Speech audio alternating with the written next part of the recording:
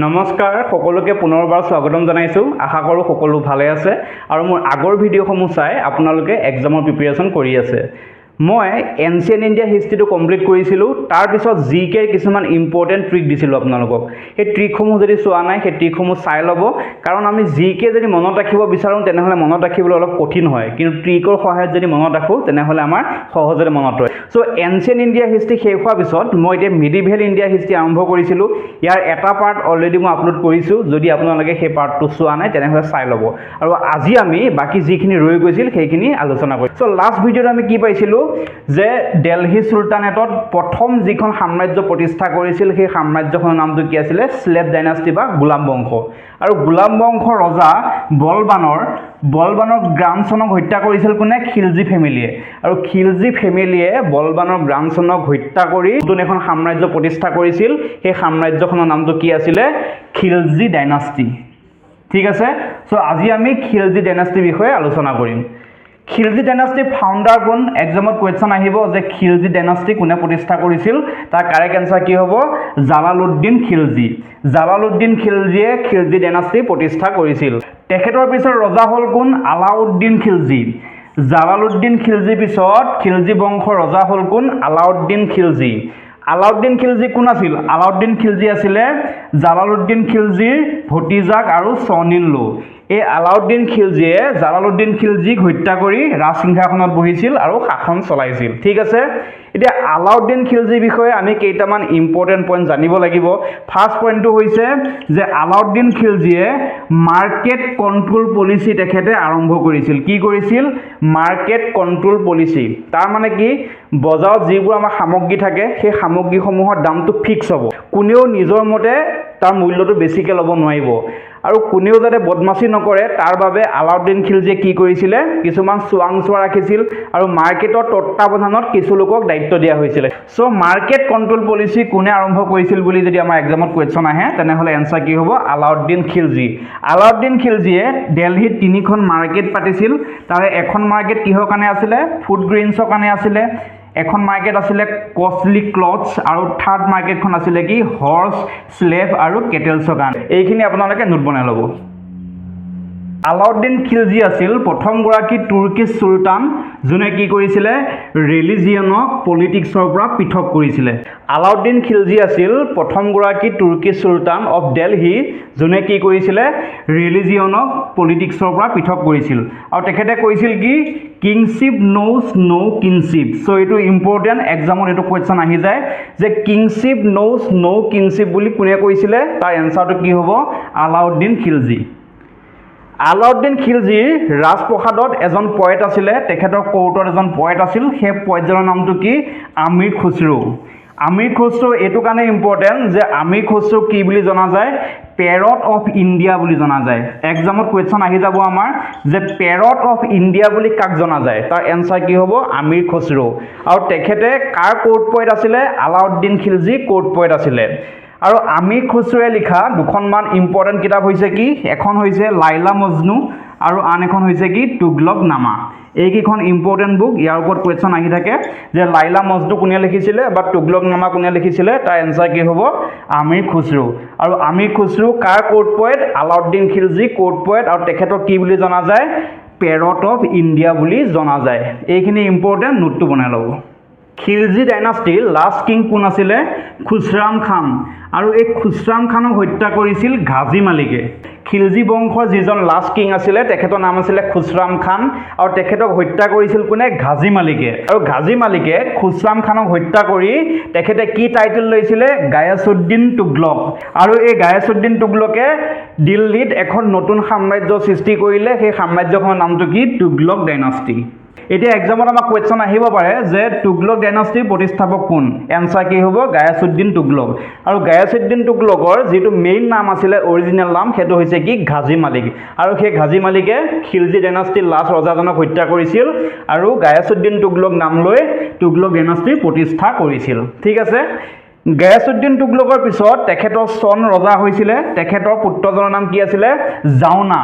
আৰু এই জাউনাই মহম্মদ বিন তুগলক নাম লৈ তেখেতে এইটো টাইটেল লৈ লৈছিলে কি? মহম্মদ বিন তুগলক। আৰু এই টাইটেলটো লৈ তেখেতে ৰাজসিংহাসনত বহিছিল। চ' গিয়াছুদ্দিন তুগলকৰ পিছত তেখেতৰ চন ৰজা হৈছিল আৰু তেখেতৰ চনৰ নামটো কি আছিল? মহম্মদ বিন তুগলক। কিন্তু অৰিজিনেল নাম হৈছে জাউনা। মহম্মদ বিন তুগলকৰ দিনত মৰক্কো ট্ৰেভেলাৰ ইবান বতুতা ভাৰতলৈ আহিছিল। কোন আহিছিল? Morocco traveller ইবান Battuta Mohammad bin তুগলকৰ দিনত ভাৰতলৈ আহিছিল। এইটো আমাৰ এক্সামত কুৱেশ্যন আহি থাকে যে ইবান বতুতা ভাৰতলৈ কাৰ দিনত আহিছিল? চ' এনচাৰটো কি হ'ব? মহম্মদ বিন তুগলকৰ দিনত। ইবান বতুতা এখন বুক লিখিছিলে, এই বুকখনৰ নামটো আমাৰ এক্সামত সুধি থাকে সফৰনামা। বুকখনৰ নামটো কি? সফৰনামা। চ' এক্সামত যদি আহে যে সফৰনামা বুকখনৰ লিখক কোন, তাৰ এনচাৰ হ'ব ইবান বতুতা। আৰু ইবান বতুতা ভাৰতলৈ আহিছিল মহম্মদ বিন তুগলকৰ দিনত। চ' এইকেইটা ইম্পৰ্টেণ্ট পইণ্ট আপোনালোকে নোট বনাই লওক। মহম্মদ বিন তুগলকৰ আৰু এটা ইম্পৰ্টেণ্ট কাম হৈছে কি? তেখেতে বেগমপুৰী মছজিদ নিৰ্মাণ কৰিছিল। আৰু বেগমপুৰী মছজিদটো ক'ত আছে? দিল্লীত আছে। চ' এইটো আমাৰ কাৰণে ইম্পৰ্টেণ্ট, এক্সামত কুৱেশ্যন সুধি দিয়ে। মহম্মদ বিন তুগলকে টোকেন কাৰেঞ্চি আৰম্ভ কৰিছিল, অৰ্থাৎ সাংকেতিক কাৰেঞ্চি তেখেতে আৰম্ভ কৰিছিল। আৰু তেখেতৰ যিবোৰ টোকেন কাৰেঞ্চি আছিলে সেইবোৰ কিহৰ আছিলে? পিতল আৰু তামৰ। এতিয়া টোকেন কাৰেঞ্চি মানে কি? টোকেন কাৰেঞ্চি হৈছে যে কোনো এটা মুদ্ৰাৰ তাৰ যিটো আমাৰ ইণ্টাৰনেল ভেলু, সেই ইণ্টাৰনেল ভেলুটো কি হ'ব?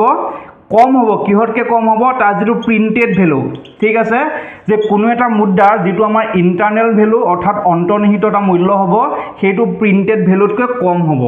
চ' সেইবাবে মহম্মদ বিন তুগলকে কি কৰিছিল? তেওঁ যিবোৰ পিতল আৰু তামৰ মুদ্ৰা বনাইছিল সেই মুদ্ৰাবোৰৰ ভেলুটো সোণ আৰু ৰূপৰ লগত সমান ৰাখিছিল। সোণ আৰু ৰূপৰ লগত সেই ভেলুটো সমান ৰাখিছিল। চ' তাকে কি বুলি কোৱা হয়? টোকেন কাৰেঞ্চি বুলি কোৱা হয়। মহম্মদ বিন তুগলকৰ পিছত নেক্সট ৰজা কোন হ'ল? ফিৰোজ শ্বাহ তুগলক। কোন ৰজা হ'ল? ফিৰোজ শ্বাহ তুগলক। আৰু এই ফিৰোজ শ্বাহ তুগলকে 1368 AD-ত কুতুব মিনাৰ ৰিপেয়াৰ কৰিছিল। কিয় ৰিপেয়াৰ কৰিব লগা হ'ল? তাৰ কাৰণটো কি? যে ভূমিকম্প হৈ কুতুব মিনাৰটো ধ্বংস হৈছিলে আৰু 1368-ত ফিৰোজ শ্বাহ তুগলকে পুনৰবাৰ কুতুব মিনাৰটো ৰিপেয়াৰ কৰিছিল। চ' এইটো ইম্পৰ্টেণ্ট, ইয়াৰ পৰা আমাৰ কুৱেশ্যন অহাৰ চান্স আছে। ফিৰোজ শ্বাহ তুগলকৰ পিছত নেক্সট ৰজা কোন হ'ল? মহম্মদ শ্বাহ তুগলক। ঠিক আছে, মহম্মদ শ্বাহ তুগলকৰ দিনত তাইমুৰে ভাৰত আক্ৰমণ কৰিছিল। এইটো খুবেই ইম্পৰ্টেণ্ট, নোট বনাই ল'ব যে তাইমুৰে ভাৰত কাৰ দিনত আক্ৰমণ কৰিছিল? মহম্মদ শ্বাহ তুগলকৰ দিনত। আৰু চনটো কিমান? 1398-ৰ পৰা 99 AD ভিতৰত। আৰু তাইমুৰে কি কৰিছিল? খিজিৰ খানক পাঞ্জাবখন চলাবলৈ দি তেখেতে চেণ্ট্ৰেল এছিয়াৰ ফালে গুচি গৈছিলগৈ। তাইমুৰে কি কৰিছিল? খিজিৰ খানক পাঞ্জাবখন চলাবলৈ দি তেখেতে চেণ্ট্ৰেল এছিয়াৰ ফালে গুচি গৈছিলগৈ। আৰু তাৰপিছতে খিজিৰ খানে দিল্লী আক্ৰমণ কৰে। আক্ৰমণ কৰি দিল্লী তেওঁ কবলত লৈ লয় আৰু নতুন এটা ডাইনেষ্টি প্ৰতিষ্ঠা কৰিলে। তাৰ নামটো কি? ছায়েদ ডাইনেষ্টি। মনত হ'বনে? আমাৰ এক্সামত কুৱেশ্যন আহি যাব পাৰে যে ছায়েদ ডাইনাষ্টিৰ প্ৰতিষ্ঠাপক কোন? তাৰ এনচাৰটো হ'ব খিজিৰ খান। চ' এইকেইটা খুবেই ইম্পৰ্টেণ্ট পইণ্ট, আপোনালোকে নোট বনাই ল'ব। নেক্সট চাম আমি লোডি ডাইনাষ্টি। লোডি ডাইনাষ্টিৰ প্ৰতিষ্ঠাপক কোন? Who was the founder of Lodi dynasty? Bahlol Lodi. ঠিক আছে, এক্সামত কুৱেশ্যন আহে যে who was the founder of Lodi dynasty? ইয়াৰ কাৰেক্ট এনচাৰ কি হ'ব? বাহলোল লোডি। বাহলোল লোডিৰ পিছত নেক্সট ৰজা কোন হ'ল? সিকন্দৰ লোডি। লোডি ডাইনাষ্টিৰ ছেকেণ্ড ৰজা আছিলে কোন? সিকন্দৰ লোডি। সিকন্দৰ লোডিয়ে কি কৰিছিলে? তেখেতৰ কেপিটেল দিল্লীৰ পৰা আগ্ৰালৈ স্থানান্তৰ কৰিছিলে। এইটো খুবেই ইম্পৰ্টেণ্ট, এক্সামত কুৱেশ্যন আহিব পাৰে যে দিল্লীৰ পৰা কোনে আগ্ৰালৈ কেপিটেল স্থানান্তৰ কৰিছিল? তাৰ এনচাৰ কি হ'ব? সিকন্দৰ লোডি। আৰু ইতিহাসত এইটো উল্লেখ কৰা আছে যে আগ্ৰাখন সিকন্দৰ লোডিয়ে প্ৰতিষ্ঠা কৰিছিল। ত' সিকন্দৰ লোডিয়ে কি কৰিছিলে? তেখেতৰ কেপিটেল দিল্লীৰ পৰা আগ্ৰালৈ স্থানান্তৰ কৰিছিল আৰু আগ্ৰাখন কোনে স্থাপন কৰিছিল? আগ্ৰাখন সিকন্দৰ লোডিয়ে স্থাপন কৰিছিল। এইখিনিলৈকে ঠিকে আছে, বুজি পাইছে? নেক্সট ৰজা হ'ল কোন? ইব্ৰাহিম লোডি। লোডি বংশৰ নেক্সট ৰজা কোন হ'ল? ইব্ৰাহিম লোডি। আৰু ইব্ৰাহিম লোডিৰ দিনত পাঞ্জাৱৰ গভৰ্ণৰ আছিলে কোন? দৌলত খান লোডি। ইব্ৰাহিম লোডিৰ দিনত পাঞ্জাৱৰ গভৰ্ণৰ আছিলে কোন? দৌলত খান লোডি। এইটো খুব ইম্পৰ্টেণ্ট। তাৰ কাৰণটো কি? তাৰ কাৰণটো হৈছে যে দৌলত খান লোডিয়ে ইব্ৰাহিম লোডিক সিংহাসনৰ পৰা আঁতৰাবলৈ বাবৰক যুদ্ধ কৰিবলৈ নিমন্ত্ৰণ দিছিলে। কি কৰিছিলে যে দৌলত খান লোদীয়ে যোন কি আছিলে পাঞ্জাবৰ গভৰ্ণৰ আছিলে তেখেতে ইব্ৰাহিম লোদীক সিংহাসনৰ পৰা অতৰাবলৈ বাবৰক যুদ্ধ লাগিবলৈ প্ৰস্তাৱ দিছিল আৰু বাবৰে সেই প্ৰস্তাৱ গ্ৰহণ কৰিলে আৰু 1526 চনত ইব্ৰাহিম লোদীৰ সৈতে পানিপথৰ প্ৰথম যুদ্ধ লাগিছিল কি হৈছিলে পানিপথৰ প্ৰথম যুদ্ধ লাগিছিল কাৰ মাজত আছিল ইব্ৰাহিম লোদী আৰু বাবৰৰ মাজত আৰু এই বাবৰক কোনে নিমন্ত্ৰণ দিছিল বাবৰক নিমন্ত্ৰণ দিছিল দৌলত খান লোদী আৰু এখেত কোন আছিলে এখেত আছিলে পাঞ্জাবৰ গভৰ্ণৰ সো এইখিনি খুব ইম্পৰ্টেন্ট পইণ্ট যে পানিপথৰ প্ৰথম যুদ্ধ কেতিয়া হৈছিল পানিপথৰ প্ৰথম যুদ্ধ হৈছিল 1526ত আৰু কাৰ মাজত হৈছিল ইব্ৰাহিম লোদী আৰু বাবৰৰ মাজত আৰু এই যুদ্ধত কোন জয়লাভ কৰিছিল এই যুদ্ধখনত বাবৰে জয়লাভ কৰিছিল আৰু বাবৰে পানিপথৰ প্ৰথম যুদ্ধত জয়লাভ কৰি এটা নতুন বংশ প্ৰতিষ্ঠা কৰিলে সেইটো কি আছিলে মোগল বংশ আৰু এই পানিপথৰ প্ৰথম যুদ্ধ পিছতে